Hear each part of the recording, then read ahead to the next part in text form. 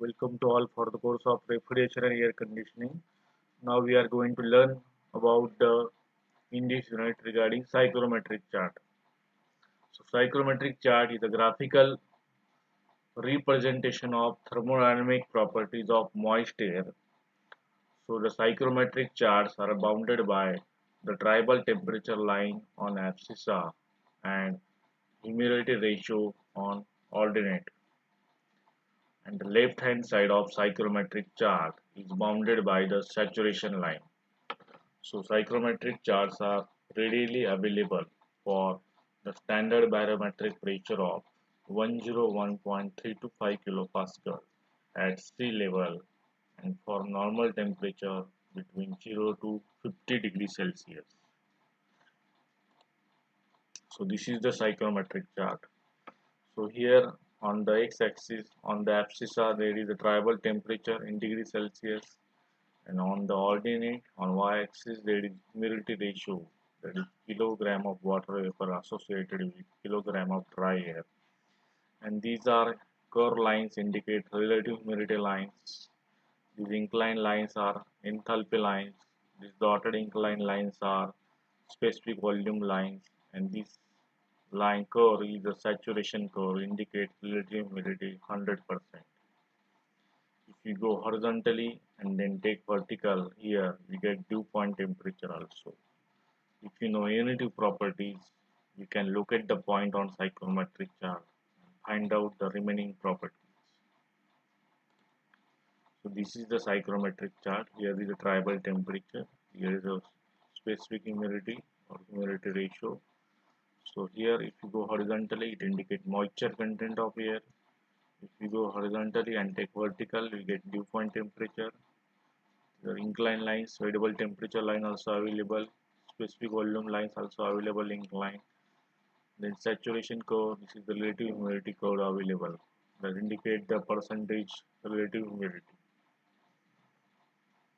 You can also find out the enthalpy of moist air by using this psychrometric chart.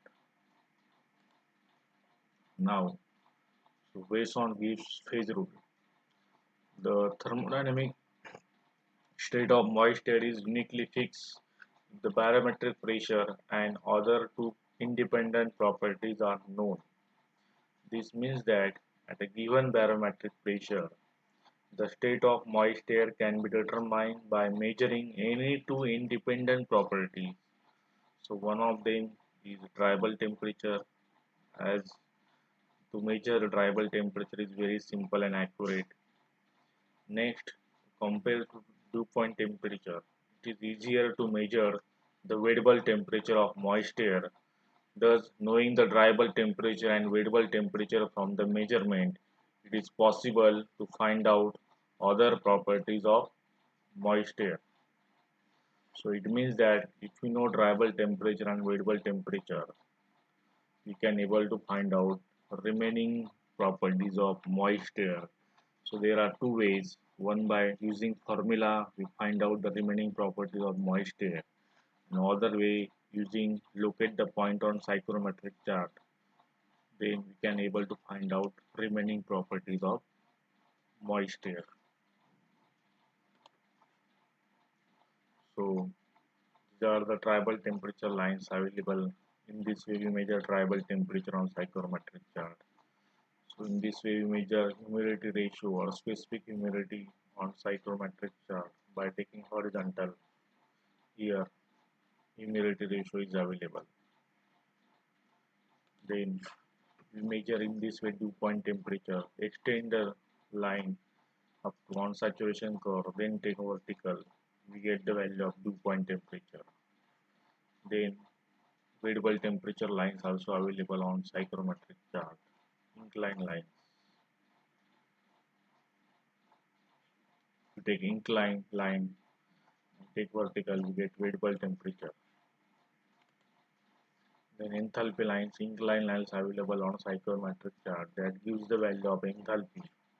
Then inclined lines available on psychrometric chart that gives the value of specific volume in meter cube per kg of dry air.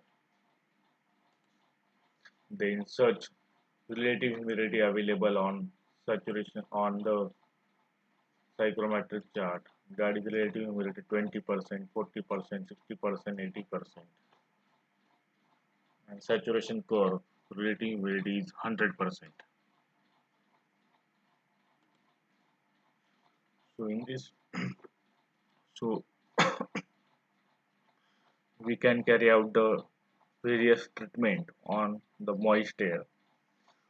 So process O2A indicates sensible heating of moist air. Process O2C indicate the humidification of air. O2B indicate sensible cooling. O2D indicate dehumidification of air, means we are removing the moisture. So W humidity ratio decreases, means dehumidification takes place. Then process O2E indicate, so here temperature also increases because we are moving right hand side, and we are moving vertically, means humidity ratio also increases. So I call this process as heating plus humidification. Then process O2G, it indicate, so here we are moving left hand side, means we are doing cooling, and we are vertically, means adding the moisture content. So I call this process as cooling plus humidification.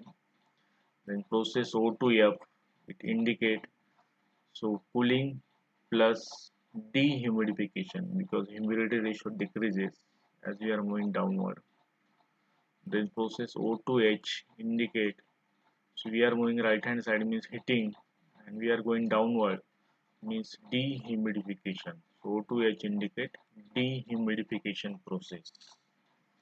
So ultimately I write the processes are sensible heating process O2A, then sensible cooling from process O2B, then humidifying process O2C, and dehumidifying process O2D.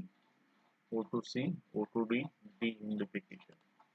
Then heating plus humidification process O2E, cooling plus dehumidification O2F, O2F, cooling plus dehumidification. Then cooling plus humidification O2G, O2G, cooling plus humidification.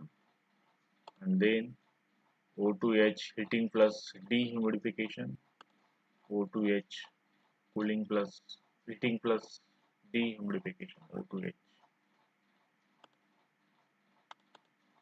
heating plus dehumidification, O2H. So these are the 8 processes that we can do on moist air.